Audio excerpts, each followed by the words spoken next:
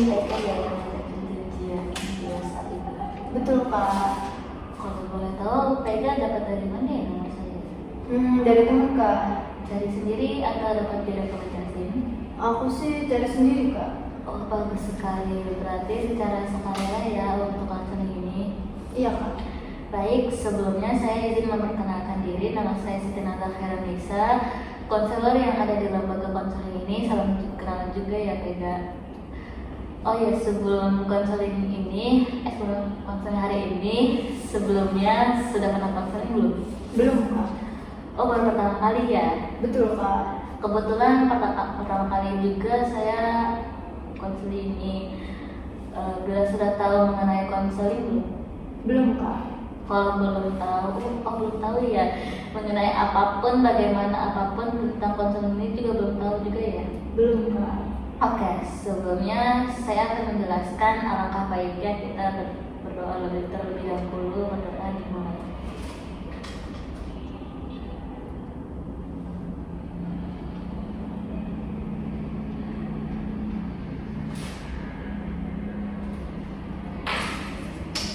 Kalau begitu, saya izin menjelaskan terlebih dahulu ya tentang konseling ini agar Pega proses konseling ini Pega lebih paham. Jadi saat ini sedang kita lakukan dinamakan konseling individual, yang dimana konseling ini adalah proses pemberian bantuan yang diberikan oleh konselor, dan di sini konselor adalah Pega kepada klien atau konseli. Di sini konselinya adalah saya sendiri secara langsung. Nah, tujuannya adalah untuk memutuskan masalah. Jadi insya Allah hari ini kita bisa bersama-sama mengetahui mencari solusi yang Pega permasalahkan gitu. Nah, selain itu memutuskan masalah, ada juga nih bila Pega tujuan yang lain untuk mendirikan klien. Jadi nanti Pega mendapatkan masalah yang sama, itu Pega bisa menyelesaikan masalahnya sendiri. Apakah Pega paham? Paham Kak. Oke. Kalau paham, kalau begitu saya lanjutkan ya Pega. Jadi konseling ini Pega bisa memegang beberapa azas nih. Menjadi kuncinya itu adalah asas kerahasiaan. Nah, jadi Pega tidak perlu takut kalau ada masalah yang terbongkar atau yang diketahui orang lain tersebut kemana-mana, karena kami memegang azas kerahasiaan ini. Jadi kami menutup rapat cerita atau masalah yang sedang Pega alami, begitu ya. Pega percaya dengan saya? Percaya Kak. Oke, selanjutnya ada azas kesukarelaan. Jadi misalnya Pega sudah percaya dengan saya tadi, sudah percaya kan Pega bilang. Setelah Pega percaya dengan saya harap Pega sukarela menceritakan masalah Pega kepada saya. Begitupun dengan saya pun secara sukarela membantu Pega dengan penuh perhatian, memberi waktu tenaga kepada Pega. Begitu juga Pega kesini secara sukarela atau dipaksa sama orang lain. Iya Kak. Sukarela Kak. Alhamdulillah, kalau begitu bagus sekali Pega. Artinya Pega sudah menyadari bahwa Pega membutuhkan konseling seperti itu ya. Iya Kak. Oke, kalau setelah Pega percaya dengan saya, Pega juga sudah sukarela melakukan proses konseling ini, ada juga nih asas yang lainnya, yaitu asas keterbukaan. Jadi saya harap Pega terbuka secara penuh kepada saya, apa yang Pega permasalahkan, apa yang Pega rasakan, apa Pega yang membingungkan terhadap hal yang kita bahas hari ini, agar saya bisa secara terbuka membantu Pega untuk menyelesaikan masalah. Begitu ya Pega. Ada juga nih yang terakhir, ada asas kemandirian, yaitu keputusan ada di tangan klien itu sendiri. Jadi hasil akhirnya nanti Pega akan terima atau menolak akan dijalankan, tidak memaksa atau memberi tekanan apapun kepada Pega. sampai sini ada yang ditanyakan? Paham kak? Oke, kalau paham berarti Vega sudah percaya ya dengan saya bahwa saya bisa menjaga rahasia juga dan sudah siap juga nih sukarela dan terbuka ya. Iya kak. Baik, kalau masalahnya apa nih Vega kalau boleh tahu? Permasalahannya aku kurang dekat sama bapak nih kak.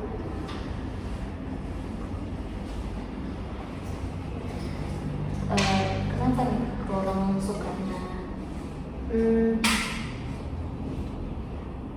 Karena pas masih kecil tuh aku dapet kekerasan gitu kak dari bapak yang bikin aku nggak deket. Jadi sampai dewasa nggak deketnya sampai sekarang ini. Kalau boleh tahu kekerasannya apa ya sama orang tua? Kebetulan kekerasannya dipukul pakai sapu gitu. Itu kalau boleh tahu kenapa bisa sampai segitunya? Kebetulan itu pas saya umur masih 9-10 tahunan, jadi saya udah rada-rada apa ya, rada-rada nggak ingat gitu kak. Jadi di situ masih kejadiannya masih terekam jelas, cuman saya juga masih bingung kak penyebabnya apa. Jadi ya gitu, jadi masih ingat cuman nggak tahu penyebabnya gitu. Oh, jadi tiba-tiba banget kayak bikin kekerasan gitu dari orang tua gitu. Mungkin ya kak, mungkin ada kesalahan dari akunya, cuman akunya nggak tahu kan. Umur aku kan masih belia juga kan, masih di bawah umur ya, masih nggak tahu permasalahannya apa. Jadi ya bapak ngasih pemahamannya kayak gitu kak gitu. Pemahamannya tuh kayak kekerasan gitu. Iya, pemahamannya kayak gitu biar akunya paham dan tahu kalau aku itu salah. Kalau boleh kenapa ya sampai kayak ya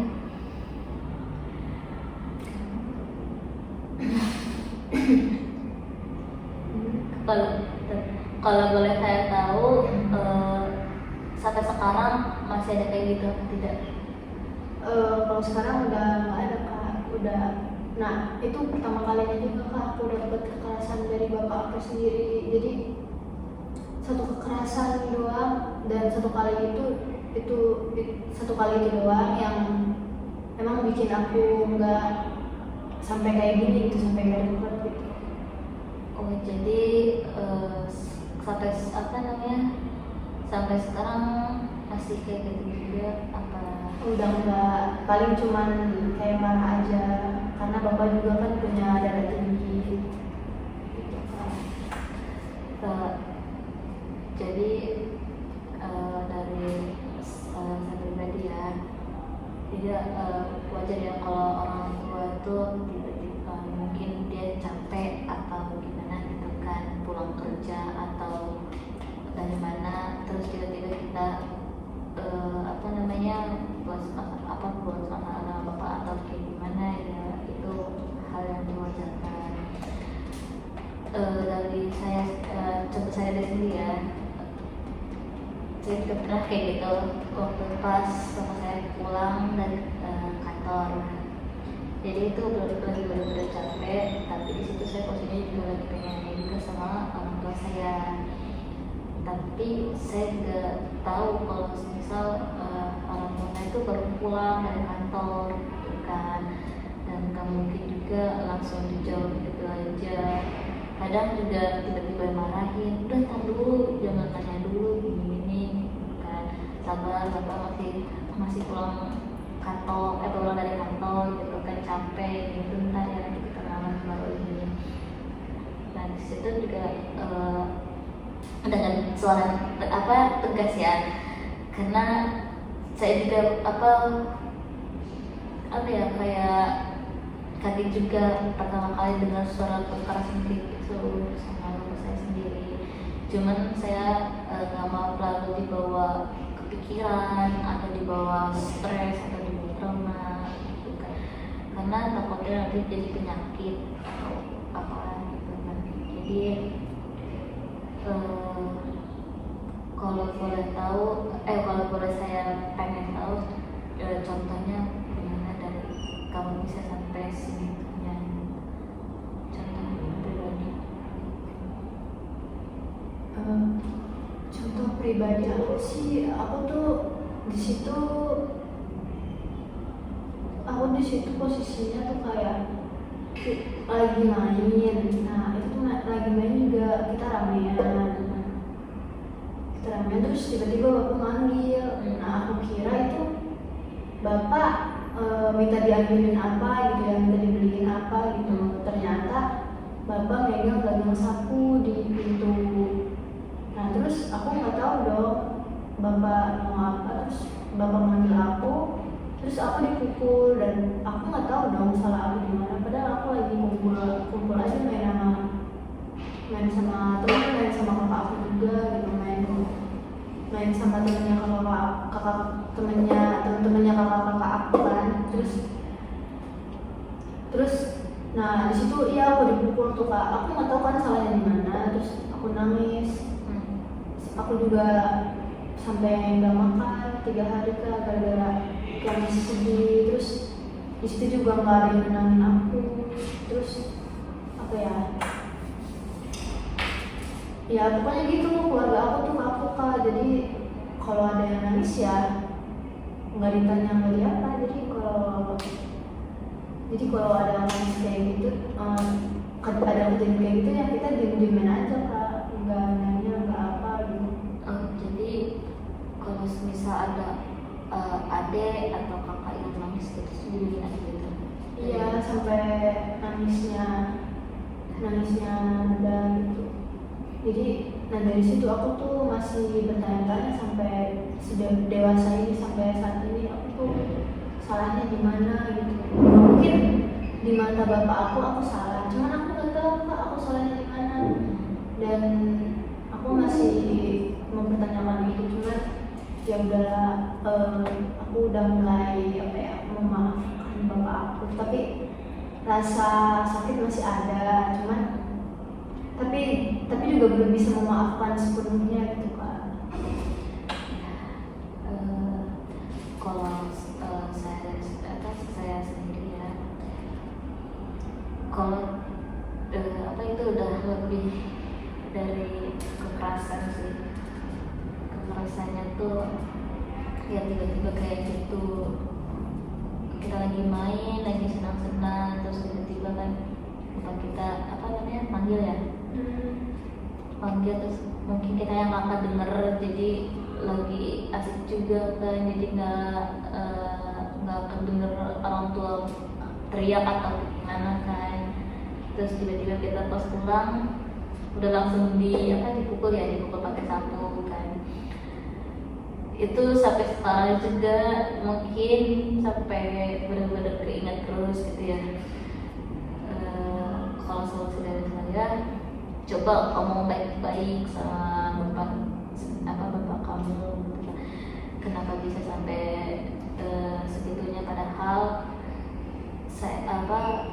anaknya sendiri kan juga pengen butuh hiburan juga kan sama teman-teman kita atau sama yang lain kan, nggak mungkin juga sama orang tua terus gitu kan. Kita juga ada butuhnya juga sama orang tua, tapi juga kita juga butuh sama teman-teman kita juga gitu kan. Maksudnya tuh biar akrab, nggak harus di rumah terus, nggak harus main HP terus. Kita juga butuh teman-teman kita buat berkumpul atau apapun gitu kan. Jadi coba ngomong baik-baik sama bapak kamu sendiri, kenapa jangan sampai buat kekerasan lagi gitu kan. Apalagi kan sekarang ada yang tiba-tiba dibunuh ibu sendiri atau bapak sendiri gitu kan. Banyak kan kejadian kayak gitu kan. Jangan sampai kamu kayak anak-anak lain gitu karena punya kekerasan gitu, karena ternyata punya trauma gitu kan. Jadi pokoknya kamu tetap semangat buat ngomong baik-baik sama bapak kamu, buat apa namanya, buat deket bareng sama bapak kamu kan, atau apapun gitu. Tapi bapak aku takut nggak inget kan sama kejadiannya dan malah bikin aku kayak nyalain bapak, terus bapak juga gengsinya gede banget, terus apa ya, kaku juga orangnya, jadi susah diajak ngomong juga. Jadi gimana? Kalau semisal orang tua nggak ingat pasti ya wajar, namanya juga orang tua kan. Nggak mungkin kan kita orang tua keinget terus kan masalah itu juga kan. Jadi wajar itu orang tua lupa dengan masalah. Intinya jangan sampai berbuat balas dendam lah sama orang tua kita. Ada yang lagi? Baik ya, bakal aku lakuin saran dari kakak. Kalau begitu alangkah baiknya kita sudah selesai konseling ini. Alangkah baiknya kita terlebih dahulu berdoa.